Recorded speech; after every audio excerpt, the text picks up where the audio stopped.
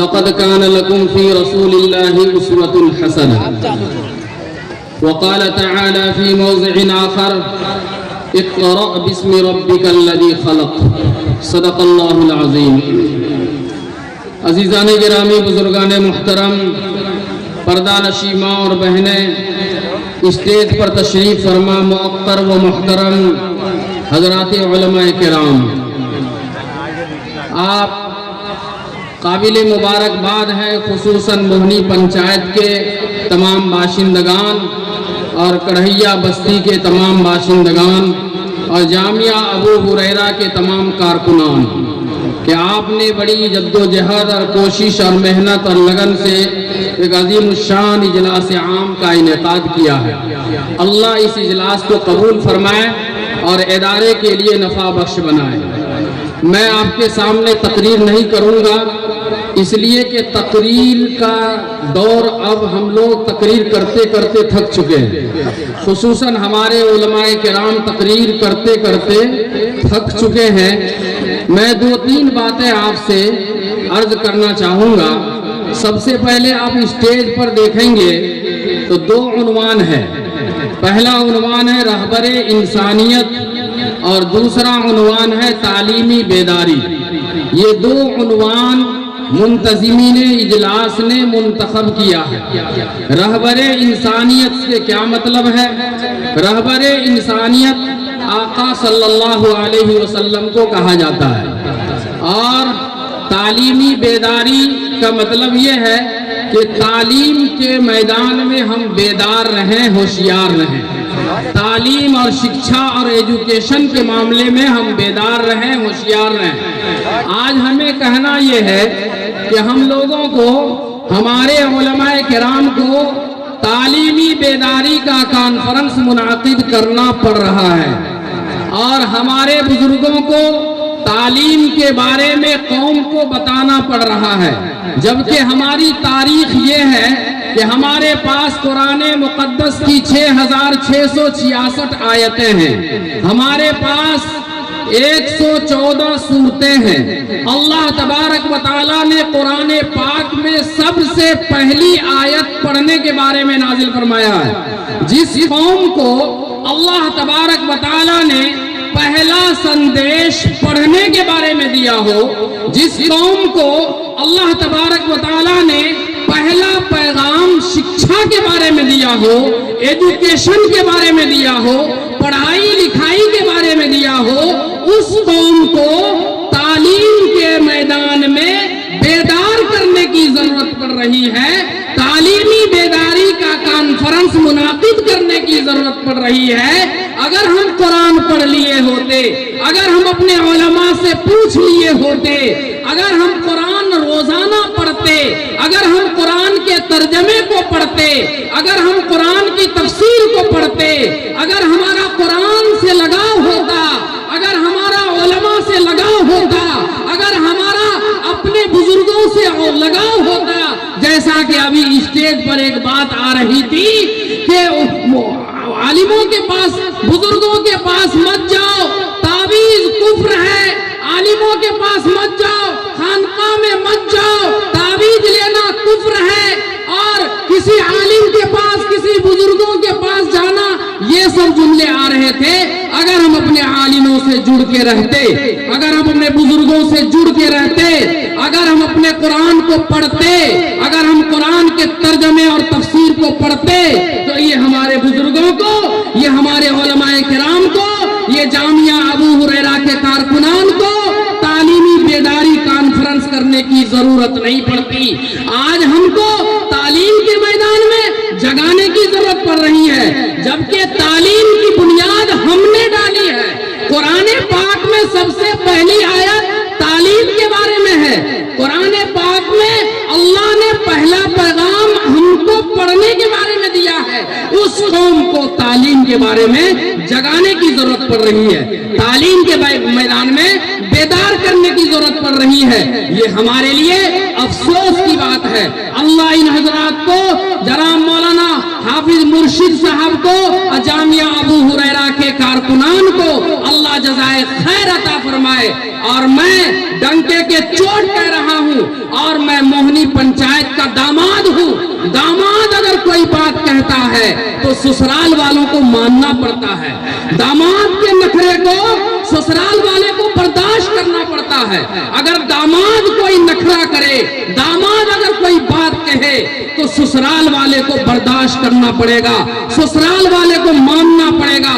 اس لیے میں آپ کا داماد اور موہنی پنچایت کا داماد، میں آپ سے یہ گزارش کر رہا ہوں کہ یہ آپ کے بیچ میں یہ جو جامعہ ابو ہریرہ جو کھولا ہے، ان بزرگوں نے کھولا ہے، یہ آپ کے لیے بہت بڑا تحفہ ہے۔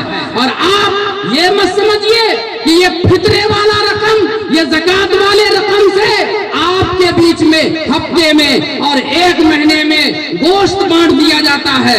آپ فطرہ کھانے کے لائق ہیں، آپ زکوٰۃ کھانے کے لائق ہیں۔ کیا موہنی پنچایت کے لوگ، کیا اس علاقے کے لوگ، کیا اس علاقے کے ذمہ دار، کیا اس علاقے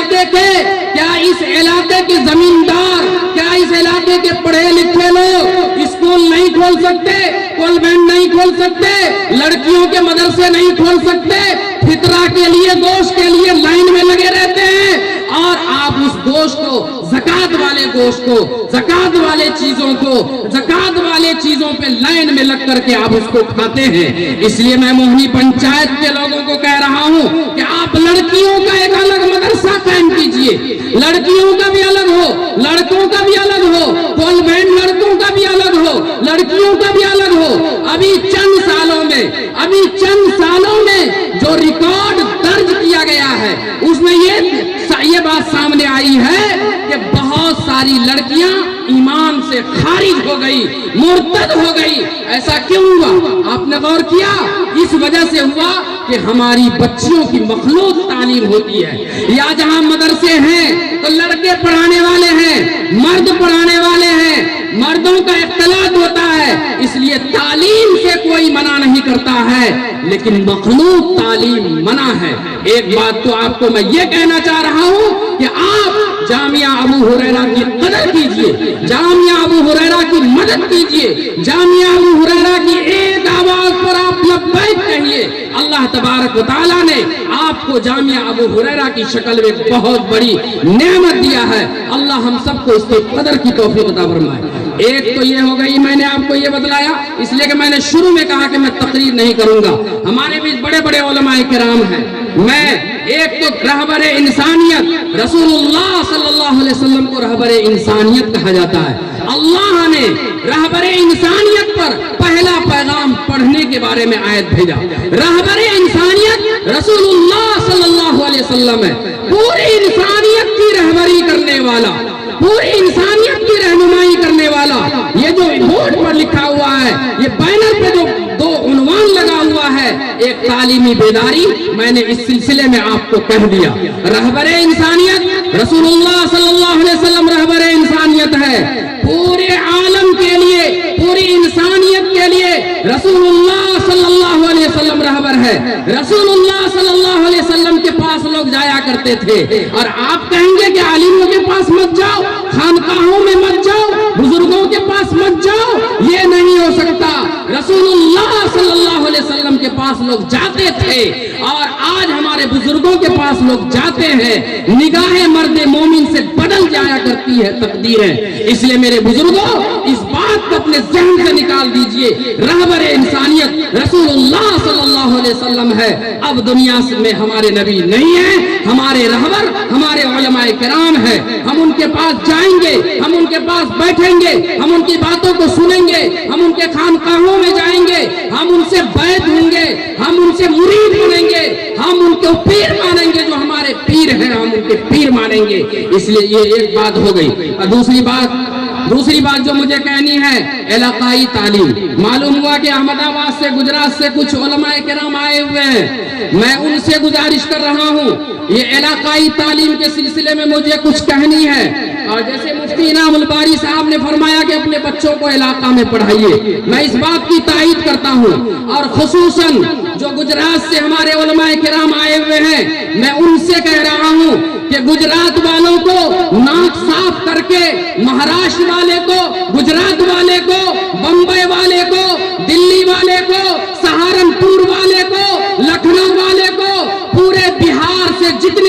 اسٹیٹ ہے بہار کے علاوہ سارے اسٹیٹ کو بچوں کے ناک صاف کر کے ہم دیتے ہیں، پائجامہ پہننا سکھا کے ہم دیتے ہیں، منہ دھونا سکھا کے ہم دیتے ہیں، اور ہمارے بچوں سے ان کی پرورش ہوتی ہے، ہمارے بچوں سے ان کے مدرسوں کا آپ جائزہ لیجئے، گجرات کے مدرسوں کا جائزہ لیجئے، مہاراشٹر کے مدرسوں کا جائزہ لیجئے، دلی اور یوپی کے مدرسوں کا جائزہ لیجئے، سارے مدرسے میں ہمارے بہار کے بچے پڑھے ہوئے ہیں، پڑھ رہے ہیں، بڑے بڑے بچے ہمارے بہار کے وہاں پڑھ رہے ہیں، چھوٹے چھوٹے معصوم بچوں کو جن کو چلنا نہیں آتا، جن کو بولنا نہیں آتا، جن کی زبان درست نہیں ہوتی، جن کی ناک صاف نہیں ہوتی، جن کے ناک میں نیٹا لٹکتا رہتا ہے، جس کے آنکھ میں کچی لٹکی ہوئی ہوتی ہے، جس کے منہ میں لیر بہتا ہوا ہوتا ہے، ان بچوں کو ناک صاف کر کے، منہ صاف کر کے، آنکھ صاف کر کے،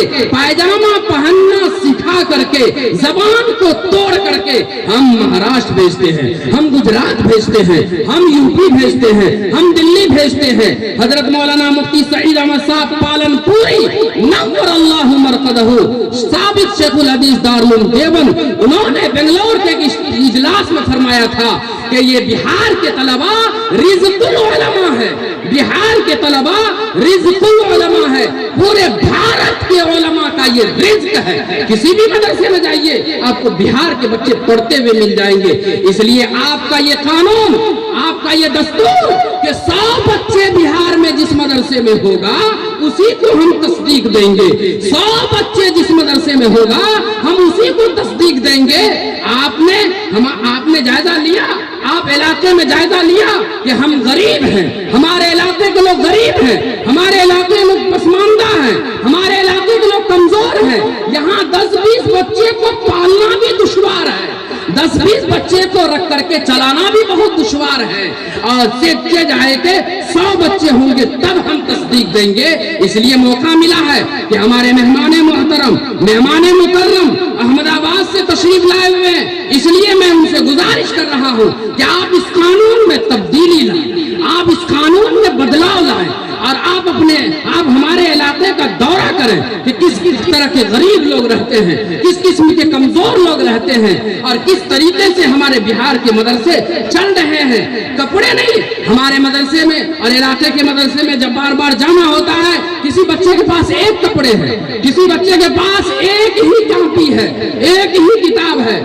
مولانا صاحب کو کتاب کے بھی پیسے دینے پڑتے ہیں، کپڑے کے بھی پیسے دینے پڑتے ہیں، ٹھنڈی کا زمانہ ہے ان کے پاس ٹھنڈی کے کپڑے نہیں ہیں۔ اس لیے میں مہمان محترم سے اور احمد آباد گجرات سے تشریف لائے ہوئے تمام علماء کرام سے گزارش کر رہا ہوں کہ آپ اپنے قانون میں تخفیف پیدا کریں اور آپ جائزہ لیں، اور اس میں بھی جب کسی مدرسے کا جائزہ ہوتا ہے تو گن لیا جاتا ہے، چپل کو گن لیا جاتا ہے، پیٹی کو گن لیا جاتا ہے۔ اب بچہ پایا 100 لکھ دیا 80، بچہ پایا 100 لکھ دیا 85، اس طریقے سے نہیں ہونا چاہیے۔ اس لیے میں بہت ہی ادب و احترام سے علماء کرام جو ہمارے گجرات سے تشریف لائے ہیں، مجھے تقریر نہیں کرنی ہے، 1-2 بار یہ علاقائی تعلیم میں نے لکھ لیا تھا کہ مجھے کیا بولنی ہے، تو رہبر انسانیت اور تعلیم اور علاقائی تعلیم، اس سلسلے میں ایک بات آپ کو اور کہہ دوں کہ ہمارے علاقے کے علماء بڑے مجاہد ہیں، بڑے مجاہد ہیں، کہ یہ لوگ علماء کرام ہمارے علاقے کے ان غریب بچوں کی پرورش بھی کرتے ہیں، پڑھائی بھی کرتے ہیں۔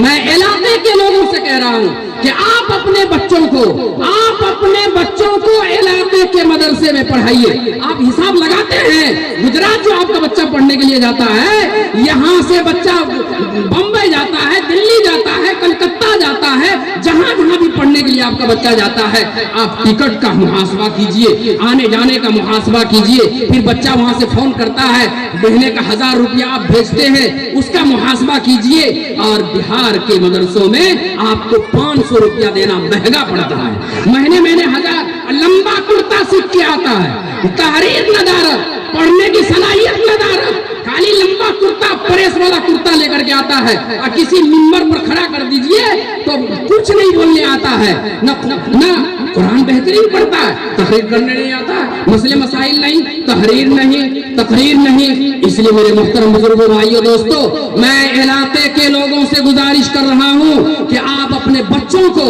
इलाकाई मदरसे में पढ़ने पर तरजीह दें, इस वजह से कि आपका पैसा इलाकाई मदरसे में पढ़ाने में कम खर्च होता है और दूर के मदरसों में पढ़ाने में आपका ज्यादा पैसा खर्च होता है और निगरानी भी कम होती है। अल्लाह इस पर अमल की तौफीक अता फरमाए। दूसरी बात मुझे कहनी है जहेज के बारे में। जब अभी हम आ रहे थे और सुबह भी हम आए थे तो हमको कहा कि इस सिलसिले में कुछ गुफ्तगू करनी है, और मैं इस वजह से डंके के चोट बोल रहा हूँ, और मुझे इसलिए कह दिया कि मैंने मोहल्ले में शादी किया है, और हमारे ससुराल वाले भी हो सकते हैं यहाँ होंगे, और सब होंगे, सब जानते होंगे। आप पूछ लीजिएगा कि मुफ्ती दिलशाद की शादी कैसे हुई, और दूसरे भाई की शादी हुई, मैं उस तफसीलात में नहीं जाता। ये मैं कहना चाह रहा हूँ कि ये जहेज, अभी मैंने कहा कि अभी कुछ सालों में, चंद सालों में लड़कियों के अंदर इर्तिदाद की तादाद बहुत ज्यादा बढ़ी है। इर्तिदाद की तालीम बहुत ज्यादा तादाद बढ़ी है। क्यों ऐसा हुआ, हमने कभी गौर किया? उसकी वजह यह है मेरे मुहतरम बुजुर्गों, भाइयों, दोस्तों, उसकी वजह यह है कि हमारे अंदर शादी में बहुत सारी बुराइयां आ रही हैं। शादी, रसूल पाक सल्लल्लाहु अलैहि वसल्लम ने 11 शादियां की। कुछ लोग कहते हैं कि रसूलुल्लाह सल्लल्लाहु अलैहि वसल्लम नाऊज़ बिल्लाहि मिन ज़ालिक हवस परस्त थे इसलिए 11 शादियां की। रसूलुल्लाह सल्लल्लाहु अलैहि वसल्लम की जो 11 शादियां हुई है, सबसे पहली शादी 40 साल की बूढ़ी औरत से हो रही है। 40 साल की बूढ़ी औरत, और दूल्हा 25 साल का है। रसूलुल्लाह सल्लल्लाहु अलैहि वसल्लम 25 साल के हैं और शादी हो रही है 40 साल से, 40 साल की औरत से। और जितनी भी शादियां हुई उसमें कुछ न कुछ हिकमत है। कहीं शादी इसलिए की कि वहां जाएंगे, आना जाना होगा तो दीन की बात होगी, और दीन में लोग दाखिल होंगे, इस्लाम में दाखिल होंगे, बातों को रखना आसान होगा। बहरहाल मैं उस तफसीलात में नहीं जाता। क्या रसूलुल्लाह सल्लल्लाहु अलैहि वसल्लम ने शादी में जहेज का मुतालबा किया? क्या सहाबा किराम रज़ियल्लाहु अन्हुम ने शादी में गाड़ी का मुतालबा किया? क्या हमारे बुजुर्गाने दीन ने शादी में सामान का मुतालबा किया? 150, 200 बारात का मुतालबा किया? और आज जो शादी का रिवाज है, शादी को इतना मुश्किल बना दिया है, इतना परेशान कुन बना दिया है कि लड़कियां शादी के लिए तरसती रहती है, बुराइयों में मुलव्विस हो जाती है, और दूसरे लोग, दूसरे लड़के, गैर लड़के आकर के उनको झांसा देते हैं कि हम तुमसे फ्री में शादी करेंगे, और फ्री में शादी करने का झांसा दे करके उनको उचक लेते हैं, और चंद साल उनको इस्तेमाल करके उनको फेंक देते हैं और दूसरे मुल्कों में ले जा करके बेच लेते हैं। इसलिए मेरे मुहतरम बुजुर्गों, भाइयों, दोस्तों, शादी को आसान बनाइए। रसूलुल्लाह सल्लल्लाहु अलैहि वसल्लम ने शादी को इबादत करार दिया है, शादी को आसान बनाइए। और याद रखिए, जैसे कि आज हमारे समाज में शादी के माहौल में लड़की वाला बेचारे पैसे इकट्ठा करके कमाता है और फिर वो नगद में गिन देता है, फिर ये भाई वो भाई से इकट्ठा करके पैसा कर्ज लेकर के वो गाड़ी एक कसा देता है, और उसके बाद फिर घट जाता है तो सूद पर पैसा उठा करके उसके लिए बिरयानी का इंतजाम, पुलाव का इंतजाम, ये गोश्त का इंतजाम, वो गोश्त का इंतजाम, वो गोश्त का इंतजाम, और वो मछली का इंतजाम। मैंने 3 बार गोश्त का नाम लिया है। ये गोश्त का इंतजाम, वो गोश्त का इंतजाम, वो गोश्त का इंतजाम, फिर मछली का इंतजाम, और वो सूद वाला पैसा से, और बारात के लिए एक कलर की गाड़ी का इंतखाब किया जाता है। जो बेटी वाले से पैसा लिया था, एक कलर की गाड़ी का इंतखाब किया जाता है, और उसमें दाढ़ी वाले, टोपी वाले, कुर्ता पैजामा पहनने वाले, मौलवी साहब, इमाम साहब और हजरत साहब, सब लोग उसमें एक कलर की गाड़ी में बैठे हैं और जाकर के वो सूद के पैसे से बने हुए पुलाव को पलथी मार के खाते हैं। कभी आपने सोचा, कभी आपने गौर किया कि जितनी भी शादियां होती है, बेटी वाले से जाकर के पूछिए कि आपके पास कितना कर्ज हुआ? क्या आप एक दिन गोश्त नहीं खाएंगे? क्या एक दिन आप पुलाव नहीं खाएंगे? जिस शादी में डीजे नहीं बजेगा, جس شادی میں ڈی جے بجے گا وہاں آپ نہیں جائیں گے تو کیا آپ کا گزارا نہیں ہوگا؟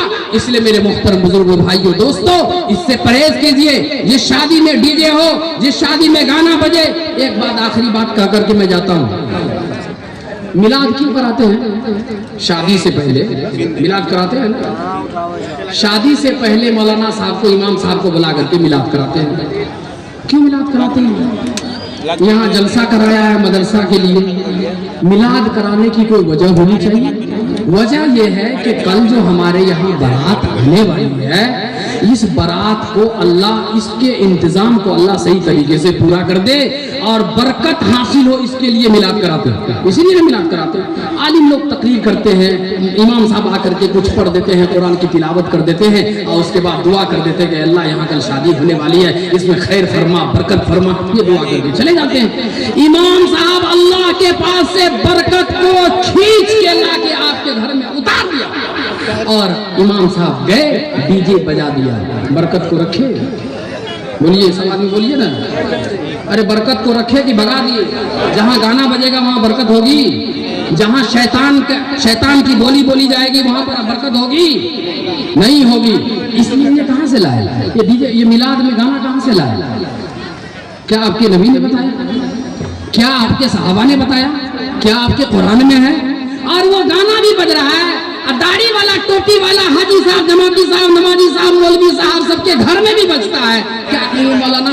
کیا کہیں گے مولانا؟ بچہ سب مانتا نہیں ہے، بچہ سب مانتا نہیں ہے، پیسہ بچہ سب گنے گا، کیا آپ گنیے گا؟ سب کام بچہ کیوں نے اپنے من سے شادی کر لیا؟ کیوں آپ گئے تھے لڑکی دیکھنے کے لیے؟ کیوں گئے تھے آپ لڑکی کا انتخاب کرنے کے لیے؟ کیوں گئے تھے آپ لڑکی کو پسند کرنے کے لیے؟ بچہ سب کر لیا۔ اس لیے تمام گارجن حضرات گنہگار ہیں۔ جس گھر میں گانا بجے، جس شادی میں گانا بجے، جس شادی میں ڈی جے بجے اور جس شادی میں پیسے کا لین دین ہو، اس شادی میں مت شرکت کیجئے۔ یہ داڑھی یا ٹوپی یا کرتا پائجامہ، حاجی صاحب، نمازی صاحب، جماعتی صاحب، مولوی صاحب، سب اس میں ملوث، سب اس میں ملوث۔ اس لیے اچھا ایک بات، بارات کیوں ہے؟ گانا تو بتا دیے، میلاد تو بتا دیے برکت کے لیے، گانا بجا دیے تو برکت ختم۔ میلاد کیوں ہے؟ بارات کیوں ہے؟ پہلے راستے پر خطر تھے، سن لیجیے سب آدمی، راستے کیسے تھے؟ پر خطر۔ پر خطر سمجھتے ہیں؟ خطرہ والا راستہ تھا۔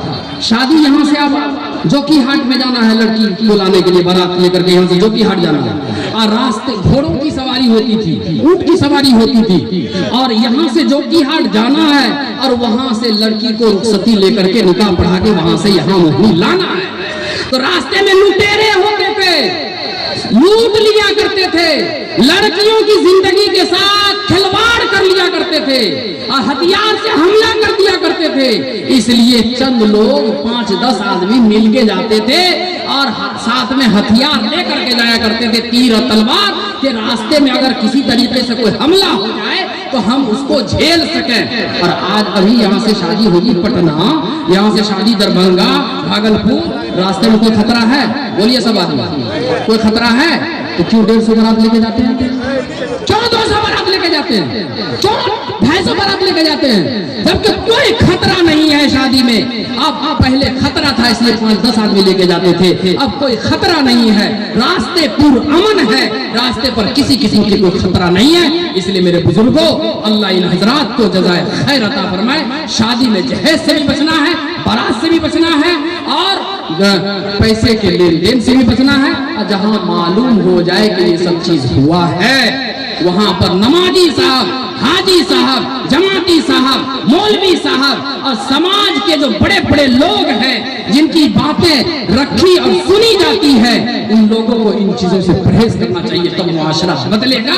ورنہ ہم لوگ کرتے رہے، کہتے رہے، تقریر کرتے رہے، کچھ ہونے والا نہیں ہے۔ اللہ ہم سب کو کہنے سے زیادہ عمل کی توفیق عطا فرمائے۔ وآخر دعوانا ان الحمدللہ رب العالمین۔